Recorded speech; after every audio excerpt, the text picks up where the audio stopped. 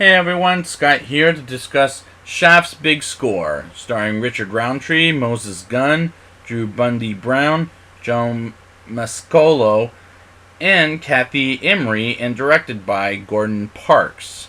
Let's just get straight into this. This is going to be a hard movie for me to explain. John Shaft, returned by Richard Roundtree, gets a call from an old friend who for the life of me can't get down his name, and that annoyed the hell out of me. And the Shaft theme sounds different and is sung by a different man by the name of O.C. Smith, and the going in between him and Isaac Hayes sounds really bad. And the friend gets killed by the name of Cal Asby, is the friend of Shaft's, and I can't follow this beginning so far because I'm having trouble with it. Gus Mascolo, played by Joseph Mascolo, who I've reviewed before in this movie, is kind of a terrible villain in my mind, as he sends his men to Kelly's funeral and talk with Shaft about his funeral. Is rather weak writing because it's so fucking obvious.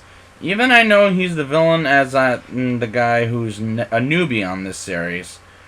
Johnny Kelly, played by Wally Taylor, is an abusive brother, acting like her father, and I don't know and I don't care because it's hard for me to understand what the fuck's happening.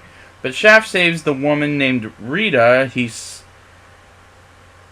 After he slaps around, not Shaft, but Kelly slaps her around and keeps calling her calls her a bitch, and Shaft kisses her and treats her with love. And it makes me like Richard Roundtree as Shaft, and he's probably the best thing about these original movies. We'll see next week. Wally Taylor is an actor I've either seen or reviewed him before in Rocky 3, and I've seen him in Night of the Creeps, and I don't remember him in either of those two movies in here as well. This movie, as I said earlier, is very hard to understand, and I got bored, but I'm liking Richard Roundtree as the character, but I don't understand what the fuck is happening, as it got so boring for me by the end of the day. Now it's time for the rating. I'll give this movie a 3.9 out of 10. Again, I like Richard Roundtree as the character, and I'm not understanding anything about this fucking movie, even though the first one made enough money to make a sequel.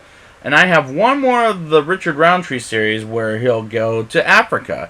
And I will be back next week for Shaft in Africa.